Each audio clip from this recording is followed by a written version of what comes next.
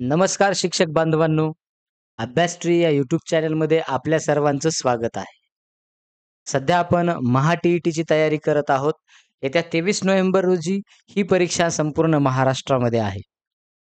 तर मित्रांनो, या परीक्षेसाठी पेपर क्रमांक 2 विषय विज्ञान आणि यामधील काही महत्त्वाचे आज आपण प्रश्न या आजच्या व्हिडिओमध्ये घेणार आहोत. मित्रांनो, असेच प्रश्न परीक्षेला येत असतात जेव्हा आपण हे प्रश्न पाहू. चला तर मग सुरुवात करूयात. परंतु मित्रांनो, पुढे जाण्या अगोदर जर आपण आमच्या या चॅनलवरती नवीन असाल, तर आपण आमचं हे चॅनल सबस्क्राईब करावं आणि बेल आयकॉन प्रेस करायला विसरू नये. मित्रांनो, जसं आमचं यूट्यूब चॅनल आहे, तशाच पद्धतीनं आमचं WhatsApp चॅनल देखील आहे. ते शालेय विद्यार्थ्यांसाठी शालेय स्तरावरील असलेल्या सर्व प्रकारच्या स्पर्धा परीक्षा या WhatsApp चॅनलच्या माध्यमातून लाईव्ह प्लस रेकॉर्डेड क्लासमधून त्यांची तयारी करून घेतली जाते. सोबतच आमचं टेलिग्राम चॅनल आहे, ज्यामध्ये आपल्या या टी-ई-टी, महा-टी-ई-टी किंवा सी-टी-ई-टी यासारख्या ज्या काही एक्झाम आहेत, सर्व प्रकारच्या स्पर्धा परीक्षा या टेलिग्राम चॅनलवरती त्याची तयारी करून घेतली जाते. सोबतच सर्व प्रकारच्या अपडेट्स आपल्याला त्यावरती पाहायला मिळतात. तसेच या व्हिडिओची जर आपल्याला पी-डी-एफ हवी असेल, तर आमच्या या टेलिग्राम चॅनलवरती आपल्याला पाहायला मिळेल. तर मग मित्रांनो, सुरुवात करूयात आपल्या या विषयाला. आपलं आजचं टायटल आहे, जो की टी-ई-टीमधील पेपर क्रमांक 2 त्यामधला महत्त्वाचा विषय तो म्हणजे विज्ञान आणि या विज्ञानसाठी असलेले काही संमिश्र प्रश्न आज आपण या ठिकाणी घेत आहोत. चला मग पाहूयात. प्रश्न क्रमांक 1 तो म्हणजे वनस्पतीमध्ये पाणी आणि क्षार यांचे वहन म्हणजेच ट्रान्सपोर्ट प्रामुख्याने कोणत्या ऊती म्हणजे टिश्यू मार्फत होत असते किंवा होते? तर याचं योग्य उत्तर आहे मित्रांनो, ते म्हणजे झायलम, म्हणजेच याला आपण जलवाहिनी असं आपण म्हणत असतो. मित्रांनो, फ्लोएम जर पाहिलं तर ते फूड वाहण्याचं म्हणजे अन्न कॅरी करण्याचं काम करत असतं. म्हणजे पानामध्ये तयार होणारं जे फूड आहे, फोटोसिंथेसिस प्रोसेसनं प्लांट्स तयार करतात. परंतु ते मग तयार झालेलं जे फूड आहे, ते फूड संपूर्ण पार्ट्सपर्यंत पोहोचवण्याचं काम या फ्लोएमच्या माध्यमातून होतं. परंतु जमिनीमध्ये असलेले जे रूट्स असतात, या रूटमधून जे काही वॉटर आणि मिनरल्स म्हणजे क्षार किंवा पाणी किंवा काही खनिजं ज्यावेळेला प्लांट्स ॲब्झॉर्ब करून घेत असतात आणि ते प्रत्येक पार्ट्सपर्यंत पोहोचवण्याचं काम कोण करत असेल, तर ते झायलम करत असतात. हे आपण लक्षात घ्यायची गरजेचं आहे. झायलम आणि फ्लोएम या व्हॅस्क्युलर टिश्यू आहेत की म्हणजेच याला आपण थोडक्यात आपण यांना वाहिन्या आहेत असं आपण म्हणत असतो. आता रूट हेअर जो हा प्रकार आहे, तर हा आपल्याला रूटवरती छोटे-छोटे जे हेअर लाइक स्ट्रक्चर पाहायला मिळेल, तर ते स्ट्रक्चर त्याला आपण मूलरोम असं म्हणत असतो. आणि स्टोमाटा हा जो भाग आहे, तो आपल्याला लीव्हजवरती म्हणजे पानावरती पाहायला मिळतो, जो की खूप मायक्रोस्कोपिक त्याचे छोटे-छोटे होल्स असतात, जे आपल्याला उघड्या डोळ्यानं दिसणार नाहीत. मग म्हणून मग हे खालचे 2 तर ॲन्सर येणारच नाहीत. परंतु वरच्या दोन्हीचंही क्लॅरिफिकेशन या ठिकाणी दिलेलं आहे. म्हणून मग या ठिकाणी योग्य उत्तर आहे ते म्हणजे थोडक्यात आपल्याला सांगता येईल ते म्हणजे झायलम. चला त्यानंतर आपण आता पुढे जाऊयात आणि पुढे जाऊन दुसरा प्रश्न आपण या ठिकाणी पाहूयात. तो म्हणजे मलेरिया हा आजार कोणत्या किंवा खालीलपैकी कशामुळे होतो? आता मलेरिया जो आजार आहे, तो आजार होतो याचं उत्तर आहे ते म्हणजे प्रोटोझोआ म्हणजे यालाच प्लाझ्मोडियम किंवा मराठीत त्याला शब्द आहे अधिजीव. या अधिजीवांमुळे आपल्याला मलेरिया हा आजार किंवा हा रोग होताना पाहायला मिळत असतो. आता आपण व्हायरसकडे जाऊयात. आता व्हायरसमध्ये जर पाहिलं तर यामुळे कोल्ड म्हणजे सर्दी आहे. त्यानंतर आपल्याला फ्लू पाहायला मिळेल. म्हणजे काही ताप आपल्याला पाहायला मिळतात. सोबतच आपल्याला माहिती आहे कोविड आहे. बरोबर? कोविड आहे त्यासोबतच देवीसारखे जे काही रोग असतील, तर हे रोगसुद्धा काय होतात या व्हायरसमुळे होत असतात. जीवाणूमुळे जर पाहिलं तर जीवाणूमुळे आपल्याला टायफॉईड पाहायला मिळेल. सोबतच आपल्याला कॉलरा आहे. त्यानंतर टीबी आहे. यासारखे डिसीज जे आहेत, हे आपल्याला बॅक्टेरियामुळे म्हणजे जीवाणूमुळे पाहायला मिळतील. आता फंगसमध्ये फंजाई जे आहे, थोडक्यात याला कवक असं मराठीत म्हणत असतो. आता यांच्यामुळे आपल्याला शक्यतो जनरली स्किन डिसीज होताना पाहायला मिळत असतात. आणि मग त्वचेचे जे रोग आहेत, जसं की नायटा असेल, त्यानंतर गजकर्ण असतात, म्हणजे त्याला आपण रिंगवर्म म्हणत असतो. तर यासारखे जे काही डिसीज आहेत किंवा रोग आहेत किंवा आजार आहेत, ते आपल्याला या फंगसमुळे पाहायला मिळत असतात. परंतु मलेरिया जो आहे, तर मलेरिया जो आहे, हा मलेरिया प्लाझ्मोडियम नावाचा जो काही प्रोटोझोआ आहे, यामुळे होताना पाहायला मिळतो. आता काय होतं मलेरियामध्ये? तर बघा एनोफिल्स, बघा जे काही एनोफिल्स किंवा त्याला मराठीत एनोफिलीस असं देखील म्हणत असतो आपण. तर एनोफिलीस नावाचे जो काही डास आहे, या डासाची जी काही मादी असते, म्हणजे फिमेल एनोफिल्स काय करत असते, ही काय करत असते, चावल्यानंतर तिचा जे काही समजा जे समोरचा म्हणजे तोंडाचा जो भाग आहे, त्या भागावरती काय करत असते, ती या प्रोटोझोआचे म्हणजे या आधी जे प्लाझ्मोडियमचे काय करत असते, थोडक्यात मायक्रो ऑर्गॅनिझम जे आहेत, हे छोटेसे, तर यांना कॅरी करत असते, यांना वाहून नेण्याचं काम करते आणि त्यामुळे एकामुळे दुसऱ्याला हा संसर्गजन्य आजार या ठिकाणी होताना पाहायला मिळत असतो. चला त्यानंतर तिसरा प्रश्न आपण पाहूयात.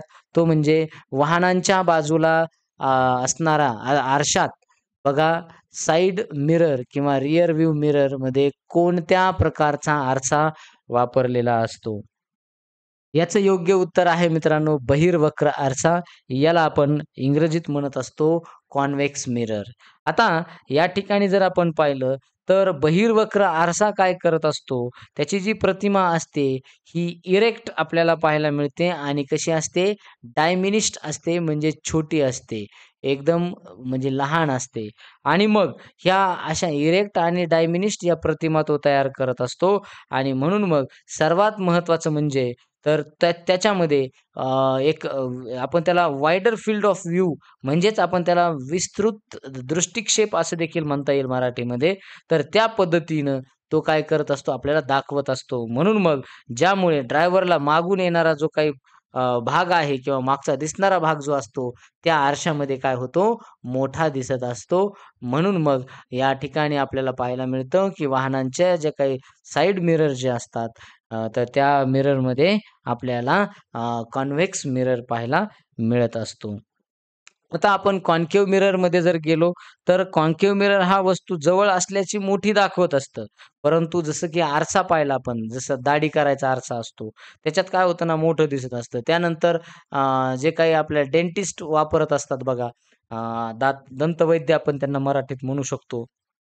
तर ते सुद्धा काय करतात, या कॉन्केव्ह मिररचा वापर करत असतात आणि कधी-कधी काय होतं, की वस्तू दूर असल्यास उलटी प्रतिमा हा मिरर आपल्याला दाखवतो. त्यामुळे इथं साइड मिरर, साइड ग्लासमध्ये किंवा साइड मिररमध्ये आपल्याला तो पाहायला मिळत नाही. सपाट आरसा आपल्याला माहिती आहे, त्याला प्लेन मिरर म्हणत असतो आपण. प्लेन मिरर जर पाहिला तर हा आहे त्या वस्तूच्या आकाराचीच तेवढीच प्रतिमा तो दाखवत असतो. आपल्या घरातला आरसा जर पाहिला, तर तो प्लेन मिरर असताना आहे असं या ठिकाणी पाहायला मिळतं आणि म्हणून मग त्याचे आपण शक्यतो म्हणजे जवळपास एक सांगता येईल आपल्याला नियर अबाउट सेम दाखवण्याचा तो त्याच्यामध्ये पाहायला मिळत असतं. त्यानंतर बायफोकल मिरर जर पाहिलं, तर तो आपल्याला चष्म्यामध्ये पाहायला मिळत असतो. त्यामुळे तो या ठिकाणी त्याचं उत्तर येणार नाही. आपलं उत्तर आहे वाहनांच्या बाजूला असणाऱ्या आरशात आपल्याला कोणत्या प्रकारचा आरसा मिळत असेल किंवा वापरलेला असेल, तर तो आहे बहिर्वक्र आरसा. त्यानंतर या ठिकाणी प्रश्न क्रमांक 4 आपण या ठिकाणी पाहतोय आता. जो काही खाण्याचा सोडा आहे, त्याला आपण बेकिंग सोडा म्हणतो. याचं केमिकल नाऊन काय आहे किंवा थोडक्यात केमिकल नेम काय आहे किंवा सायंटिफिक नेम त्याचं काय आहे, हे आपल्याला सांगता येईल किंवा त्याचा केमिकल फॉर्म्युला देखील आपण म्हणू शकतो किंवा त्याचं नाव काय आहे, रासायनिक नाव आपल्याला विचारलेलं आहे. असे वेगवेगळ्या प्रकारे तुम्हाला फिरून-फिरून प्रश्न विचारला जाऊ शकतो. तर लक्षात घ्यायचं आहे, बेकिंग सोडा म्हणजे आपल्याला याचं योग्य उत्तर या ठिकाणी पाहायला मिळतंय, ते म्हणजे सोडियम बायकार्बोनेट.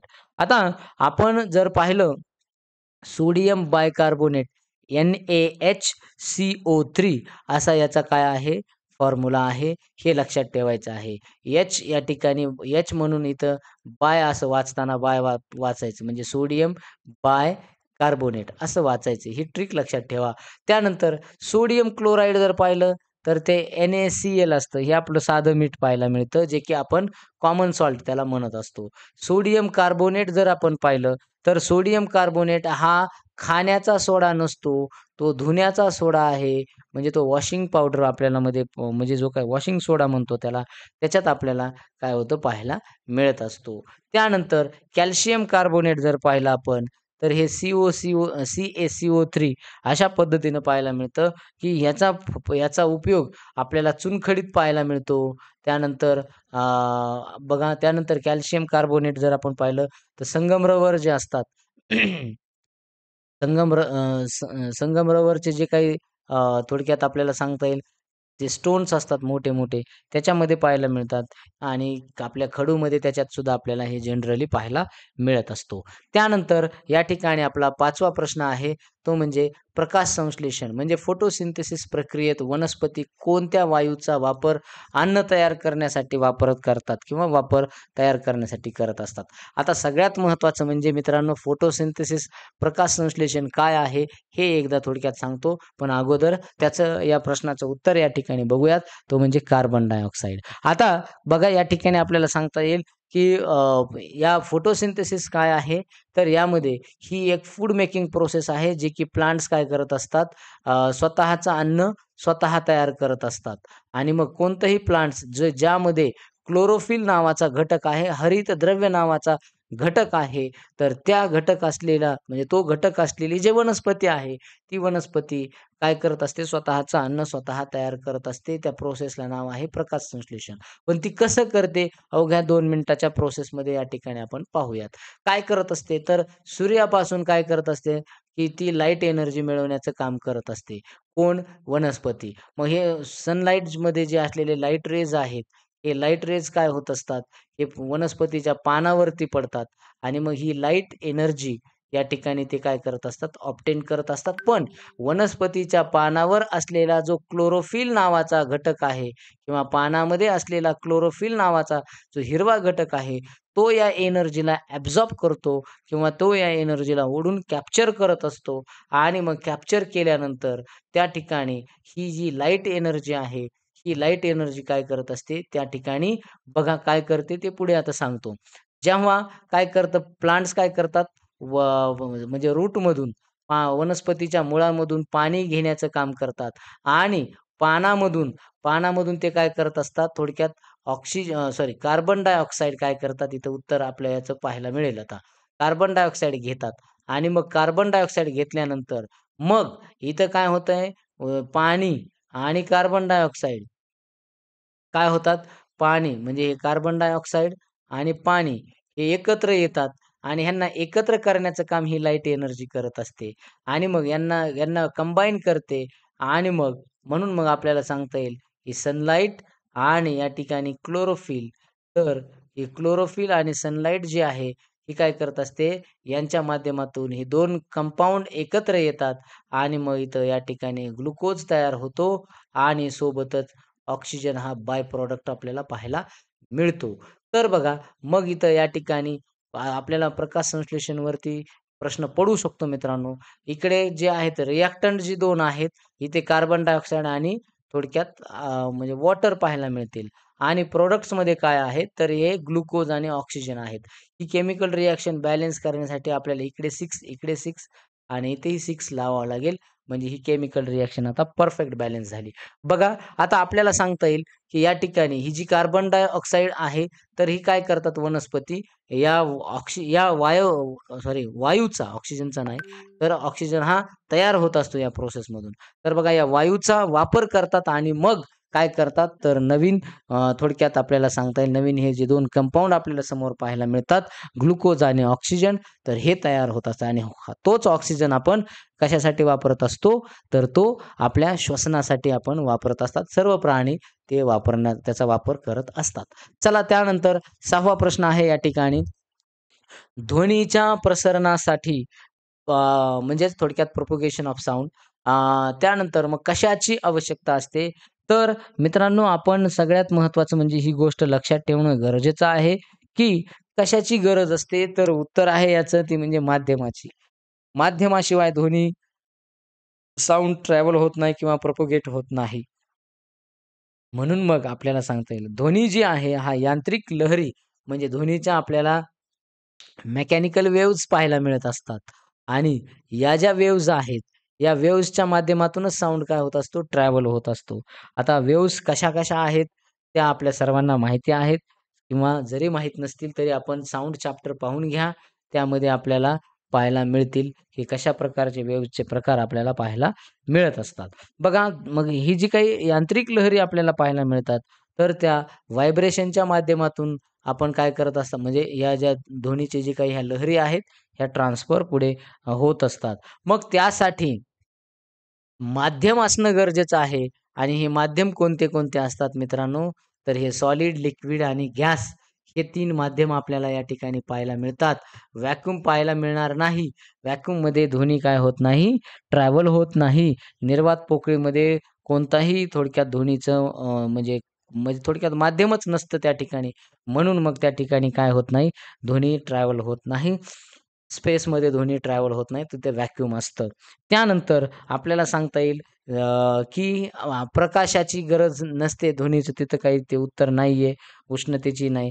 कारण ध्वनी आणि यांचं ध्वनी आणि प्रकाश आणि उष्णता जसं ध्वनी एक ऊर्जा आहे, तसंच प्रकाश आणि ह्या सुद्धा दोन्ही ऊर्जा आहेत. त्यामुळे तो घटक त्या ठिकाणी मॅटर करत नाहीये. प्रकाश निर्वात पोकळीतून थोडक्यात प्रवास करत असतो.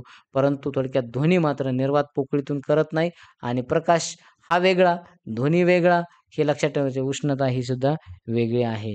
म्हणजे हे आपल्याला लक्षात घेणं गरजेचं आहे, की आपलं या ठिकाणी योग्य उत्तर आहे ते म्हणजे ध्वनीच्या प्रसारणासाठी ही आपल्याला माध्यमाची गरज असते. त्यानंतर 7वा प्रश्न आहे, की खालीलपैकी कोणते जीवनसत्व मेद म्हणजे फॅट सॉल्युबल आहेत. थोडक्यात मेदविद्राव्य आहेत. आता या ठिकाणी आपल्याला समजणं गरजेचं आहे, की याचं उत्तर काय आहे? उत्तर आपण एकदा पाहू आणि मग त्याचं एक्सप्लेनेशन बघूयात.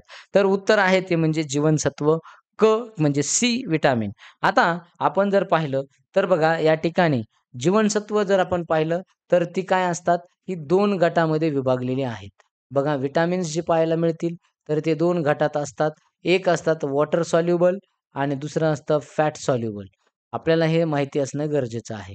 बघा यामध्ये आता वॉटर सॉल्युबल आणि फॅट सॉल्युबल जर पाहिलं, तर फॅट सॉल्युबलमध्ये ए, डी त्यानंतर ई, ए, डी, ई आणि के हे आपल्याला काय होतात, हे फॅट सॉल्युबलमध्ये पाहायला मिळतील. तर मग आता जे उरलेले असतात, म्हणजे उरलेले कोणते आपल्याला सांगता येईल बी आणि सी. तर ही जी आहेत, तर ही काय आहेत थोडक्यात, की वॉटर सॉल्युबल आहेत. तर मग इथं आपल्याला मेदविद्राव्य ए, डी, ई आणि के म्हणजे ए, डी हे बघा, आपण एक नाव लक्षात ठेवू शकतो आपण. एक याचं नाव अदेक असं नाव ठेवलं तरी लक्षात येईल, की हे ए-डी-ई-के या नावावरून लक्षात ठेवायचं, की हे सगळे फॅट सॉल्युबल आहेत. त्यानंतर आणि बाकीचे बी-सी जे आहे, हे मात्र काय आहेत, हे वॉटर सॉल्युबल आहेत. हे लक्षात ठेवा आणि म्हणून मग आता याचं उत्तर आपल्याला पाहायला मिळतं, की मेदद्राव्य नसलेलं ते म्हणजे जीवनसत्व क आहे. त्यानंतर 8वा प्रश्न या ठिकाणी पाहायला मिळेल, ताणलेल्या रबर बँडमध्ये म्हणजे स्ट्रेच्ड रबर बँडमध्ये कोणत्या प्रकारची ऊर्जा साठवली जाते? आता कोणत्या प्रकारची ऊर्जा साठवली जात असते, तर ते आपण या ठिकाणी बघूयात. या ठिकाणी आपल्याला उत्तर पर्याय आहेत गतिज ऊर्जा, त्यानंतर स्थितीज ऊर्जा, औष्णिक ऊर्जा आणि त्यानंतर रासायनिक ऊर्जा. तर ताणलेलं जे रबर आहे, तर जेव्हा रबर ताणलं जातं, त्यावेळेला ते सोडल्यानंतर परत ते काय होतं, मूव्हमेंट होऊन त्याची ते मूळ जागेवरती येत असतं. याचा अर्थ त्यामध्ये आपल्याला पोटेन्शियल एनर्जी पाहायला मिळत असते, म्हणजे स्थितीज ऊर्जा पाहायला मिळत असते.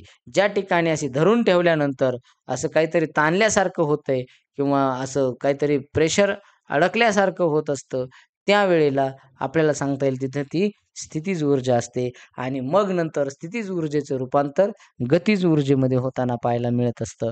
म्हणून मग आपल्याला सांगता येईल रबर बँड ताणल्यामुळे त्याची स्थिती जी आहे, त्याची स्थिती ही थोडक्यात बदलते आणि मग बदललेल्या स्थितीमुळे त्यात जी ऊर्जा साठवली जाते, ती ऊर्जा जी आहे ती स्थितीज ऊर्जा आपल्याला पाहायला मिळते. ती लवचिक स्थितीज ऊर्जा असंही आपल्याला म्हणता येईल. पण जेव्हा ती सोडली जाते, मगाही सांगितलं मी, की ती सोडल्यानंतर काय होत असतं, ती गतीज ऊर्जेमध्ये तिचं रूपांतर होत असतं. आता इथं पहिला पर्याय गतीज ऊर्जा, तर इथं नाही, ती वस्तू काय पळत नाही अशी, म्हणून मग तिथं गतीज ऊर्जा येणार नाही. औष्णिक ऊर्जा जर आपण पाहिलं, तर उष्णतेमुळं प्राप्त होणारी ऊर्जा आहे ती, तिथं काही संबंध नाही आहेत. आता रासायनिक ऊर्जा जर पाहिली, तर आपल्याला बॅटरी आहे किंवा आपलं फूड आहे, हे रासायनिक ऊर्जेचे प्रकार आहेत.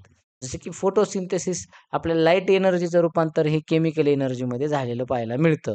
म्हणजे आपण अन्नामध्ये तिथं अन्न तयार होतं. परंतु इथं तशीही कोणतीही प्रोसेस होत नाही. म्हणून मग इथं ड म्हणजे केमिकल एनर्जी हे सुद्धा या ठिकाणी येणार नाही. आपलं योग्य उत्तर आहे, ताणलेल्या रबर बँडमध्ये कोणत्या प्रकारची ऊर्जा साठवलेली असते? तर उत्तर आहे त्याचं स्थितीज ऊर्जा. चला त्यानंतर 9वा प्रश्न आपण या ठिकाणी पाहतोय. सामान्य तापमानाला द्रव स्थितीत असणारा अधातू म्हणजे नॉन मेटल कोणता आहे? खूप महत्त्वाचा आणि चांगला प्रश्न आहे हा.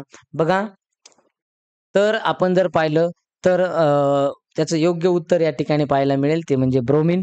तर ब्रोमिन हा नॉन मेटल आहे आणि तो कसा असतो, लिक्विडमध्ये आपल्याला पाहायला मिळत असतो. आपण जर पिरियॉडिक टेबल पाहिला मित्रांनो, तर पिरियॉडिक टेबलमध्ये आपल्याला हे पाहायला मिळेल, की कशा पद्धतीनं कोणते मेटल आहेत, कोणते नॉन मेटल आहेत, मेटॅलॉइड कोणते आहेत. तर त्याच्यात पुन्हा मग आपल्याला लिक्विडमध्ये कोणतं आपल्याला पाहायला मिळेल. तर आवर्त सारणीत जर आपण पाहिलं, तर ब्रोमिन ज्याचा बघा, ज्याचं म्हणजे संज्ञा आपण Br पाहायला मिळत असते. हा एकमेव अधातू आहे, की जो लिक्विडमध्ये पाहायला मिळतो, द्रव स्थितीत पाहायला मिळत असतो. आणि म्हणून मग आता बऱ्याच जणांना वाटू शकतं, की इथं पारा आहे काय? पारा आहे, तो लिक्विड आहे, परंतु तो अधातू नाही, तर तो धातू आहे. पारा हा धातू आहे. आपल्याला अधातू विचारलेला आहे. म्हणून मग इथं ब्रोमिन हे त्याचं उत्तर आहे. आता सोडियम आहे. सोडियम हा सुद्धा धातू आहे. तो लिक्विड आपल्याला पाहायला मिळत नाही. तो स्थायू आहे, परंतु तो कसा आहे, सॉफ्ट आहे. जो की आपण चाकूनं सुद्धा त्याला कापू शकतो, इतका तो सॉफ्ट आपल्याला पाहायला मिळेल. आणि जर गंधक पाहिलं, तर गंधक हा अधातू आहे, परंतु तो स्थायूमध्ये पाहायला मिळतो. गंधकाचा वापर आपल्या आपल्या केमिकल फर्टिलायझर्समध्ये होताना पाहायला मिळत असतो. शेतीसाठी त्याचा गंधक वापरलं जातं बघा. चला त्यानंतर म्हणजे याचं उत्तर आपल्याला मिळालेलं आहे, की सामान्य तापमानाला द्रव स्थितीत असणारा अधातू तो म्हणजे ब्रोमिन आहे. त्यानंतर 10वा प्रश्न या ठिकाणी आपल्याला पाहायला मिळतो. पेशीमधील सेल कोणत्या अंगकाला पेशीचे ऊर्जा केंद्र म्हणतात? आता आपल्याला बघा, इथं नाव दिलेलं आहे power house of the cell. हा शब्द खूप महत्त्वाचा आहे. आपल्या पेशीमध्ये म्हणजे खूप सारे छोटे-छोटे काय आहेत, घटक आपल्याला पाहायला मिळत असतात. हं. आणि मग ते जे छोटे-छोटे घटक आहेत, जसं आपल्या शरीराला पार्ट्स असतात, तशा सेलला सुद्धा काय असतात, पार्ट्स आपल्याला पाहायला मिळतात. परंतु आता त्याचं न्यूक्लियस जर पाहिलं, त्यानंतर तंतुकणिका, मायटोकॉन्ड्रिया, त्यानंतर लायझोसोम्स, त्यानंतर इथं सेल मेम्ब्रेन. आता हे काय करू, यांचं योग्य उत्तर पाहू आणि एका-एकाचं हे पाहूयात मग एक्सप्लेनेशन. तर बघा, योग्य उत्तर आहे त्याचं मायटोकॉन्ड्रिया. आता मायटोकॉन्ड्रिया म्हणजे त्याला तंतुकणिका असं आपण म्हणत असतो. तंतुकणिकामध्ये पेशीचे जे काही सेल्युलर रेस्पिरेशन होत असतं, ते आपल्याला तंतुकणिकामध्ये म्हणजे या मायटोकॉन्ड्रियामध्ये पाहायला मिळतं. आणि तिथंच आपलं जे आपण जे फूड खात असतो, त्याचं ऑक्सिडेशन होत असतं आणि ऑक्सिडेशन होऊन मग तिथे काय होत असते, एनर्जी रिलीज होत असते. आणि ती एनर्जी ही ए-टी-पी नावाच्या म्हणजे ए-टी-पीच्या आपल्याला माध्यमातून पाहायला मिळते. ॲडेनोसिन ट्रायफॉस्फेट असं त्याला आपण म्हणत असतो. म्हणून मग ही जी ए-टी-पी एनर्जी असते, ती त्या ठिकाणी त्या आपल्या म्हणजे त्या मायटोकॉन्ड्रियामध्ये ती रिलीज होताना पाहायला मिळते. आणि तीच एनर्जी सेल काय करत असते, सगळीकडे त्याचा वापर करत असते. चला आता बाकीचे पर्याय बघूयात एकदा. केंद्रक, केंद्रक म्हणजे तो सेलचा ब्रेन असतो. तो सगळ्या सेलवर कंट्रोल करतो. तो इथं त्या ठिकाणी इथं तो पेशीचं ऊर्जा केंद्र म्हणून काम करत नाही. त्यानंतर लायझोझोम किंवा त्याला आपण लयकारिका जर पाहिलं, तर लयकारिका ही टाकाऊ पदार्थाची विल्हेवाट लावण्याचं ती काम करत असते. म्हणून मग ती पचन पिशवी आहे किंवा त्याला आपण आत्मघाती पिशवी असं सुद्धा त्या सेलचा भाग आहे, असं आपण म्हणत असतो. त्याच्यानंतर पेशी पटल म्हणजे हे काय आहे, तर म्हणजे याला सेल मेम्ब्रेन जर पाहिलं, तर हे काय करत असतं, सेलच्या आतमध्ये शिरणाऱ्या आणि सेलमधून बाहेर जाणाऱ्या पदार्थांवर ते कंट्रोल करत असतं. थोडक्यात सेलचं ते काय आहे, तो भाग आहे, आउटर पार्ट आहे. आता एक गोष्ट लक्षात घ्यायची आहे, की प्लांट सेल आणि ॲनिमल सेल. प्लांट सेल आणि त्यानंतर ॲनिमल सेल. आता प्लांट सेलचा जर आउटर मोस्ट पार्ट पाहिला, तर तो आपल्याला सेल वॉल पाहायला मिळत असतो. परंतु ॲनिमल सेलमध्ये जर पाहिला, तर तो सेल मेम्ब्रेन आहे, जो की आउटर पार्ट आहे आपल्या सेलचा. म्हणून मग हे या ठिकाणी तोही पण परंतु तो मात्र हे पेशीचे ऊर्जा केंद्र म्हणून काम करत नाही मित्रांनो. चला त्यानंतर आपल्याला याचं उत्तर मिळालं, की पेशीमधला कोणत्या अंगकाला पेशीचे ऊर्जा केंद्र म्हणतात, तर ते आहे मायटोकॉन्ड्रिया, मायटोकॉन्ड्रिया. जाऊयात पुढे प्रश्न क्रमांक 11 वरती. बलाचे म्हणजे फोर्सचं एसआय पद्धतीतलं म्हणजे आता आपल्याला माहिती आहे, की म्हणजे युनिट ज्यावेळेला आपण मोजत असतो किंवा युनिट काढत असतो, एकक म्हणतात आपण त्याला. ते आपल्याला माहिती आहे, की एक एस-आय पद्धत असते म्हणजे त्याला आपण एम-के-एस आणि दुसरी सी-जी-एस अशा ह्या पद्धती आपल्याला माहिती असणं गरजेचं आहे. तर त्याच्यामध्ये मग ही एस-आय पद्धतीतलं बलाचं एकक कोणतं आहे असं आपल्याला विचारलेलं आहे. तर त्याचं उत्तर आहे ते म्हणजे न्यूटन. आता बलाचं एकक जर पाहिलं तर ते 1 न्यूटन आहे. आपण जर पाहिलं force is equal to M into A म्हणजे मास इंटू ॲक्सेलरेशन म्हणजेच 1 न्यूटन इज इक्वल टू काय होत आहे, की बघा 1 केजी बघा म्हणजे हे काय झालं मासचं केजी इंटू म्हणजे इथं गुणिले आणि मग या ठिकाणी ॲक्सेलरेशन जे आहे त्याचं आहे थोडक्यात एम इंटू एम म्हणजे मीटर पर सेकंड स्क्वेअर अशा पद्धतीनं म्हणजे इथं बघा याचं युनिट आपल्याला किंवा याचं आपलं थोडक्यात काय सांगता येतं ही त्याची व्हॅल्यू आहे. न्यूटन न्यूटनलाच आपण म्हणत असतो KG per metre metre KG into metre per second square अशा पद्धतीनं साधं सूत्र आहे हे आपण लक्षात ठेवायचं आहे. आता आपण जूलकडे पाहू तर जूल जे आहे हे वर्कचं आहे. हे जूल हे वर्क म्हणजे वर्क मोजण्यासाठी जूल हे कार्य करत असतं. त्याच म्हणजे कोणती एनर्जी जनरली आपल्या एनर्जी किंवा वर्क असतात ते मोजण्यासाठी जूल काम करत असतं. वॅट जर आपण पाहिलं तर वॅट हे पॉवरचं युनिट आहे. म्हणून ते त्या ठिकाणी बसत नाही. पास्कल जर पाहिलं तर ते प्रेशरचं युनिट आहे म्हणजे दाबाचं बल थोडक्यात दाबाचं एकक आहे आणि बलाचं एकक आपण या ठिकाणी पाहतोय ते म्हणजे न्यूटन आहे. हे या ठिकाणी लक्षात आपण घ्यायचं आहे. त्यानंतर प्रश्न क्रमांक 12वा आहे तो म्हणजे पितळ. पितळ म्हणजे ब्रास हे संमिश्र म्हणजे ॲलॉय आपण त्याला म्हणत असतो. आता प्रामुख्याने कोणत्या 2 धातूपासून बनलेला आहे? मित्रांनो खूप महत्त्वाचा आणि इंटरेस्टेड प्रश्न आहे. तर आपण एक गोष्ट लक्षात घ्यायची आहे, की पितळ तयार होत असताना आता बघा एक गोष्ट लक्षात घ्यायची ॲलॉय ही कन्सेप्ट आपल्याला अगोदर कळणं गरजेचं आहे, की आपल्याला माहिती आहे धातू माहिती आहे, अधातू माहिती आहे, त्यानंतर धातू सदृश माहिती आहे.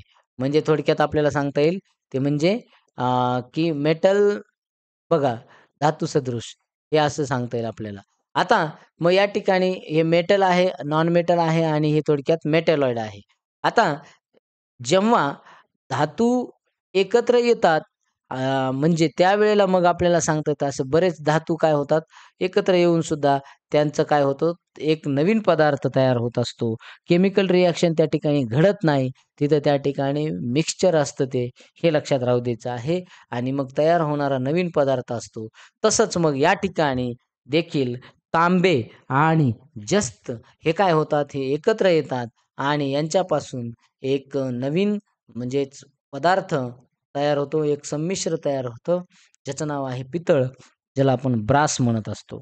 आता आपण जर पाहिलं तर याचं योग्य उत्तर आहे मग पितळामध्ये कोणते असतात? तांबे आणि जस्त असतात. हे आपण लक्षात घ्यायचं आहे. आता पितळ समजा याला ब्रास म्हणत असतो हे लक्षात घ्यायचं आहे. तांब्याला आपण इंग्रजीत कॉपर म्हणतो आणि जस्ताला आपण झिंक म्हणत असतो. कॉपर आणि झिंक बघा हे जे आहेत आता कॉपरची म्हणजे थोडक्यात त्याचा संज्ञा आहे ती म्हणजे Cu आणि झिंक ही आपल्याला पाहायला मिळत असते Zn. त्यानंतर आपण जर आता एक-एक पर्याय व्यवस्थित त्यांचे समजून घेऊ. कॉपर आणि कथीलला टीन म्हणतात. तर कॉपर आणि कथील जे आहे त्यांच्यापासून थोडक्यात पितळ तयार होत नसतं. तर त्यांच्यापासून ब्रॉन्झ तयार होत असतं. बघा लक्षात घ्या. ब्रॉन्झ आणि ब्रासमध्ये फरक आहे. हे लक्षात राहू द्यायचं आहे. हे ब्रॉन्झ तयार होत असतं तांबे आणि कथिलामधून. त्यानंतर लोह आणि कार्बन म्हणजे आयर्न आणि कार्बन यांच्यापासून थोडक्यात स्टील तयार होताना पाहायला मिळत असतं मित्रांनो.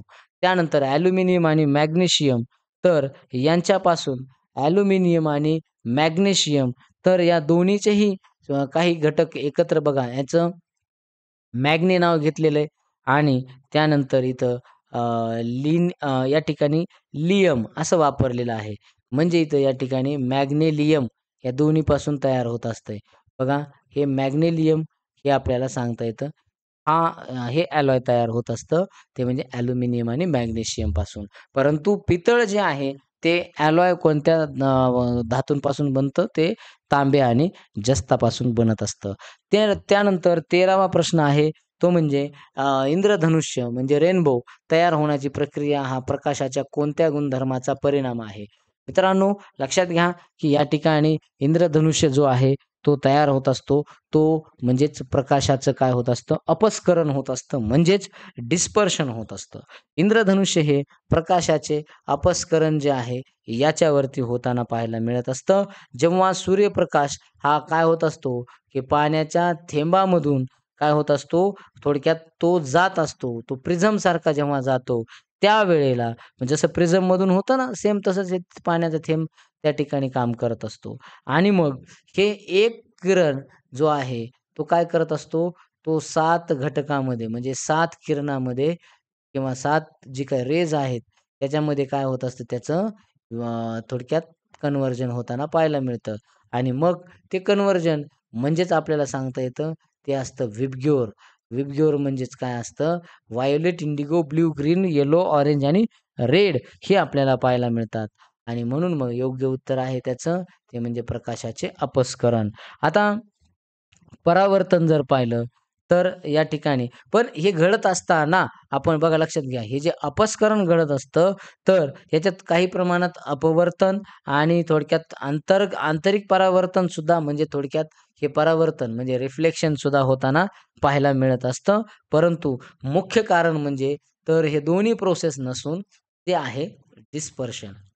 चला, त्यानंतर मग आता परावर्तन जर पाहिलं, तर प्रकाशाचे परावर्तन हे पृष्ठभागावर आदळून परत येत असतं. जसं भिंतीवर बॉल मारल्यानंतर परत येतो, तशा पद्धतीनं आपल्याला सांगता येतं, प्रकाशाचे किरणंसुद्धा परत वापस फिरत असतात. हे आपल्याला माहिती असणं गरजेचं आहे. त्यानंतर बघा रिफ्रॅक्शन जे आपण प्रकाश एका माध्यमातून दुसऱ्या माध्यमात जात असतो, म्हणजेच थोडक्यात तो थोडासा बेंड होत असतो. ती प्रोसेस म्हणजे रिफ्रॅक्शन असते. आणि स्कॅटरिंग जे असतं, की प्रकाश कणावर आदळून विखुरणं म्हणजे थोडक्यात आपल्याला सांगता येतं, की प्रकाश काय होतात, काही हवेतील जे डस्ट पार्टिकल्स असतात किंवा इतर काही कोणतेही पार्टिकल्स असतील, त्यांच्यावर प्रकाशाची किरणं पडतात आणि त्यामुळे काय होत असतं, लाईटचं स्कॅटरिंग होताना पाहायला मिळते. त्यातली त्यात सर्वात जास्त जर त्या रंगामध्ये कोणता रंग जास्त मोठा स्कॅटर होत असेल, तर तो ब्लू कलर स्कॅटर होतो. म्हणून आपल्याला दूरवरचं सुद्धा निळसर दिसत असतं आणि आकाशाचा रंग सुद्धा निळा-निळा दिसत असतो. हे आपल्याला हे म्हणजे स्कॅटरिंग ऑफ लाईटचं ते उदाहरण आहे. आपलं या ठिकाणी इंद्रधनुष्याचं पाहतोय आपण. इंद्रधनुष्य हे तयार होण्याची प्रक्रिया म्हणजेच प्रकाशाचं अपस्करण आहे, डिस्पर्शन आहे, असं या ठिकाणी आपल्याला सांगता येईल. त्यानंतर 14व्या क्रमांकाचा प्रश्न आहे मित्रांनो, रक्त गोठण्याच्या म्हणजे ब्लड क्लॉटिंग प्रक्रियेत रक्तातील कोणता घटक महत्त्वाची भूमिका बजावत असतो?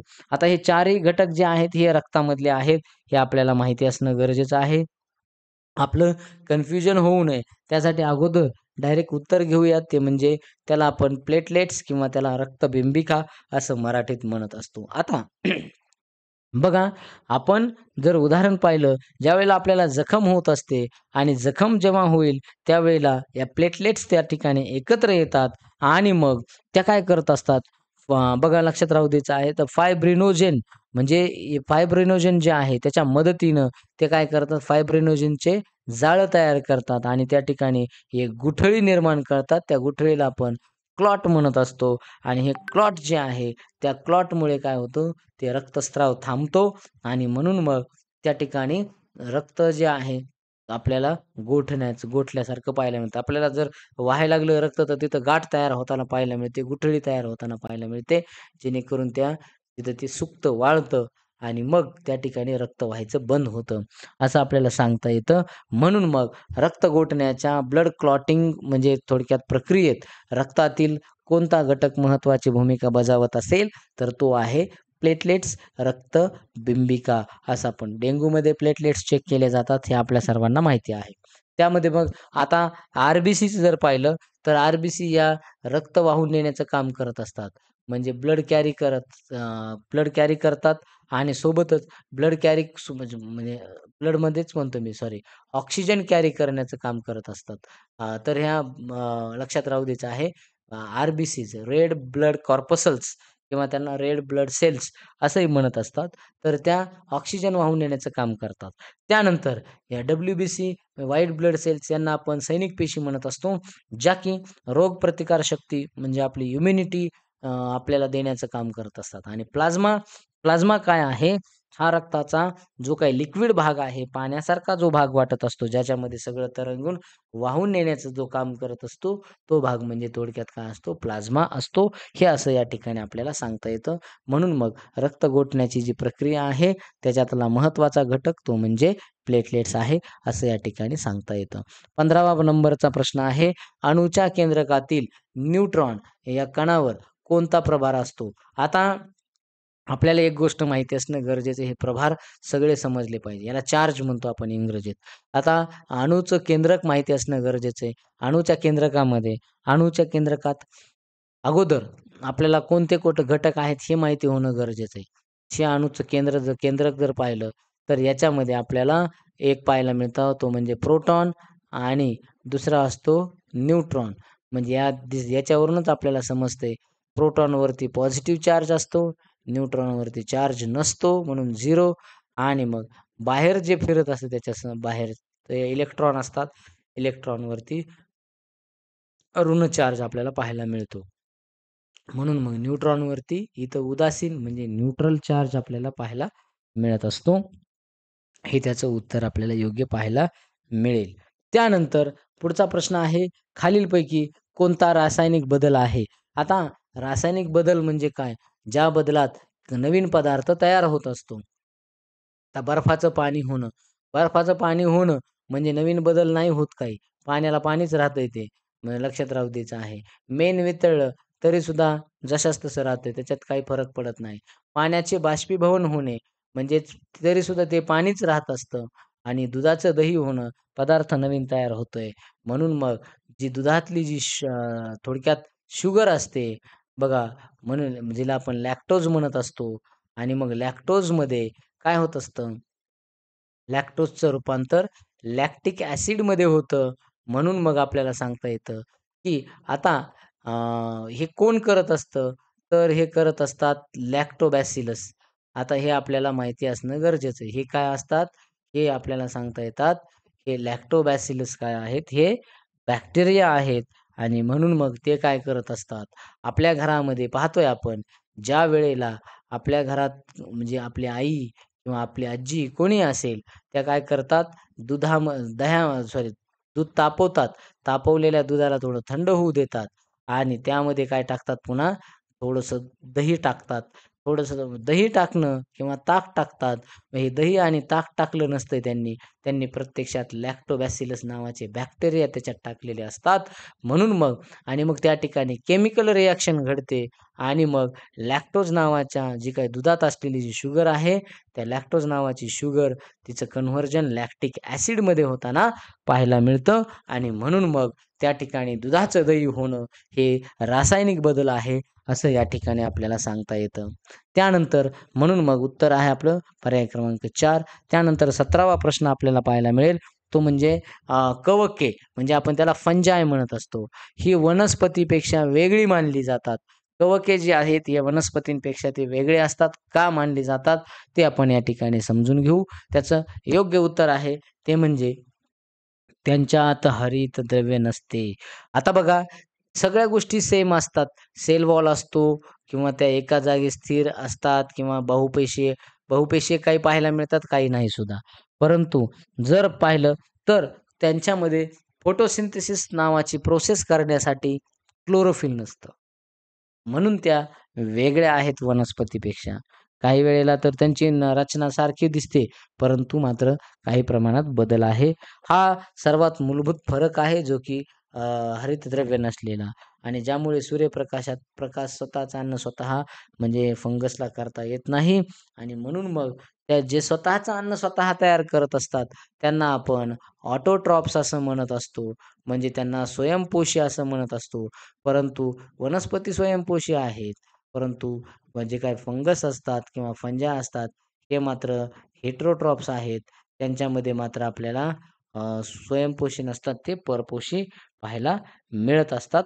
म्हणून मग हेटेरोट्रॉप्समध्येच परंतु त्यांचा प्रकार जो आहे, तो आपल्याला सॅप्रोफायटिक पाहायला मिळेल. ते काय करत असतात, कुजलेल्या घटकांवरती किंवा असा खराब झालेल्या घटकांवरती ते जगत असतात.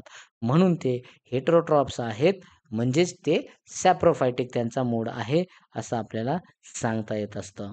म्हणून मग आता पुढे जाऊयात. पुढचा पर्याय आहे प्रश्न आहे तो म्हणजे विद्युत दिव्यामध्ये इलेक्ट्रिक बल्ब जो तंतू आहे फिलामेंट बनवण्यासाठी प्रामुख्याने कोणत्या धातूचा वापर केला जातो? मित्रांनो, खूप महत्त्वाचा आणि या अगोदर भरपूर परीक्षांना आलेला हा प्रश्न आहे. तो म्हणजे या ठिकाणी उत्तर आहे त्याचं टंगस्टन. आता आपल्याला माहिती असणं गरजेचं आहे, की टंगस्टन जे आहे, तर हे आता याचं जर सिम्बॉल पाहिला, तर तो डब्ल्यू आहे. म्हणजे त्याचं नाव जर पाहिलं, तर ते वुल्फ्रॅम आहे आणि हे वुल्फ्रॅममुळे याचं डब्ल्यू सिम्बॉल आपल्याला पाहायला मिळेल. परंतु आपण जर पाहिलं, तर आता तो विद्युत धातूमध्ये म्हणजे विद्युत दिव्यामध्ये तो का आहे? हे आपण या ठिकाणी पाहूयात आता. त्याचा जो काही हाय मेल्टिंग पॉइंट असतो, म्हणजे मेल्टिंग पॉइंट जो आहे, तो त्याचा उच्च असतो आणि मेल्टिंग पॉइंट उच्च असल्यामुळे तो लवकरात लवकर मेल्ट होणार नाही. म्हणून मग म्हणजे इथं त्याचा मेल्टिंग पॉइंट जर पाहिला, तर तो आहे 3422 डिग्री सेल्सिअस इतका त्याचा मेल्टिंग पॉइंट आपल्याला पाहायला मिळतो आणि म्हणून मग इतका विद्युत प्रवाह एवढ्या लांबपर्यंत जात नाही आणि विशेष म्हणजे तो आणि जेवढी विद्युत प्रवाह वाहतो तिथपर्यंत याचं मेल्टिंग पॉइंट नसतो आणि म्हणून मग तो वितळत नाही आणि तो प्रकाशमान होतो आणि विशेष म्हणजे त्याचा रेझिस्टन्स त्याची जी रोधकता असते ती कशी असते जास्त असते आणि म्हणून मग त्या ठिकाणी विद्युत दिव्यामध्ये टंगस्टन हा धातू वापरला जातो किंवा त्याची तार वापरली जाते फिलामेंट त्याची वापरली जाते. तांबे, ॲल्युमिनियम किंवा जी चांदी आहे हे सुवाहक आहेत, परंतु त्यांची रोधकता तेवढी जास्त नसते जेवढी या या टंगस्टनची आहे आणि म्हणून मग तार वापर करायचं म्हटलं तर त्याची रोधकता जास्त लागते. तंतूसाठी त्याचा वापर होत नाही. तारेसाठी मात्र यांचा वापर होऊ शकतो. लक्षात घ्यायचं आहे. तर सर्वात म्हणजे बेस्ट कंडक्टर कोणता असेल इलेक्ट्रिसिटीचं तर ते सिल्वर असतं. हेही आपण लक्षात ठेवा. म्हणजे जेणेकरून आपल्याला कधी आला प्रश्न तर तो लक्षात ठेवता येईल. परंतु आता या प्रश्नासाठी आपलं उत्तर आहे टंगस्टन. विद्युत दिव्यामध्ये इलेक्ट्रिक बल्ब किंवा तंतू म्हणजे त्याचा जो फिलामेंट आहे ते तयार करण्यासाठी किंवा बनवण्यासाठी प्रामुख्याने कोणत्या धातूचा वापर केला जात असेल तर तो आहे टंगस्टन. त्यानंतर 19वा प्रश्न आहे पाण्यात विरघळलेले मीठ हे वेगळे करण्यासाठी खालीलपैकी कोणती सर्वात योग्य पद्धत आहे? आता जर मीठ वेगळं करायचं आपल्याला पाण्यातलं तर काहींना म्हणजे फिल्ट्रेशन मेथड बिलकुल बसणार नाही मित्रांनो. आणि माहिती याची त्याला काय करावं लागेल, वाफ द्यावं लागेल. म्हणजे थोडक्यात इव्हॅपोरेट करावं लागेल आणि मग इव्हॅपोरेट केल्यानंतर ऑटोमॅटिक ती पूर्ण वाफ पाणी जे आहे ते वाफेच्या स्वरूपात जाईल आणि खाली उरेल, ते म्हणजे मीठ उरेल. म्हणून मग सब्लिमेशन या ठिकाणी बसणार नाही. त्यानंतर म्हणजे फिल्ट्रेशन जर पाहिलं आपण 1 नंबरचं, तर ते गाळण्यासाठीची मेथड आहे आणि मग पाण्यात न विरघळणारे जे स्थायू असतात, जसे की समजा इन्सॉल्युबल जे काही स्थायू असतील, वाळू असेल, तर ते वेगळे करण्यासाठी फिल्ट्रेशन वापरली जाऊ शकते.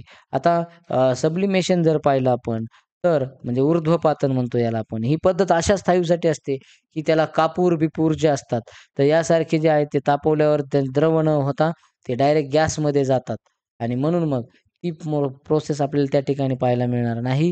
त्यानंतर विलगीकरण किंवा सेपरेशन बाय फनेल जर पाहिलं आपण, तर ही पद्धत एकमेकात न मिसळणारे 2 लिक्विड जे असतात द्रव, जसं की तेल आणि पाणी, त्याला आपण इमिसिबल लिक्विड्स असं इंग्रजीत म्हणत असतो. आणि हे इमिसिबल लिक्विड जे आहे, तर हे इमिसिबल लिक्विड सेपरेट करण्यासाठी ही सेपरेशन बाय फनेल ही मेथड होत असते. म्हणून या ठिकाणी पाण्यात विरघळलेलं मीठ जर वेगळं करायचं असेल, तर जी योग्य पद्धत आहे ती म्हणजे आपल्याला सांगता येईल बाष्पीभवन. त्यानंतर म्हणजे त्याला इव्हॅपोरेशन आपण इंग्रजीत म्हणत असतो. 20वा आहे ते म्हणजे शुद्ध पाण्याचा पॉवर ऑफ हायड्रोजन किती आहे? म्हणजे थोडक्यात आपल्याला सांगितलेलं आहे. तर पॉवर ऑफ हायड्रोजन याला आपण आपल्याला सगळ्यात महत्त्वाचं म्हणजे ते पी-एच स्केल माहिती असणं गरजेचं आहे. 7 इकडे 0 आणि इकडे 14. आता 7 to 0 असेल, तर ते ॲसिडिक असतात. त्यानंतर इकडे असेल, तर ते बेसिक असतात. जेवढा पदार्थ इकडे असेल, तेवढा ॲसिड स्ट्राँग असेल. जेवढा बेस इकडे, तेवढा बेस स्ट्राँग असेल, हे आपण लक्षात ठेवायचं आहे. आणि पाणी हे ॲसिडिक बी नसतं आणि बेसिक बी नसतं. म्हणून मग ते न्यूट्रल आहे. म्हणून ज्या पदार्थांचा पी-ऑफ-एच हा 7 असतो किंवा त्याच्या जवळ असतो, तर ते पदार्थ शक्यतो न्यूट्रल असतात. म्हणून मग उत्तर क्रमांक 2 किंवा ब ते म्हणजे 7 म्हणजे शुद्ध पाण्याचा आपण जर पाहिलं तर पॉवर ऑफ हायड्रोजन किती आहे? तो आहे 7. तर मित्रांनो, अशा प्रकारे हे 20 प्रश्न आपण या ठिकाणी घेतलेले आहेत. आपल्याला नक्कीच या 20 प्रश्नांमध्ये आपल्याला याचा फायदा होणार आहे आणि आशा करूयात की यातलेच अशाच प्रकारचे काही प्रश्न आपल्या परीक्षेला येवोत. आणि महत्त्वाचं म्हणजे की हे व्हिडिओ जर आपल्याला आवडले असतील आमच्या चॅनलवरचे व्हिडिओ जर आपल्याला आवडत असतील, तर आम्हाला फॉलो करायला विसरू नका मित्रांनो.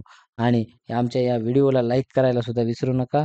आजचं खूप चांगल्या प्रकारचं सेशन या ठिकाणी झालेलं आहे. धन्यवाद. थांबूयात या ठिकाणी. Thank so much.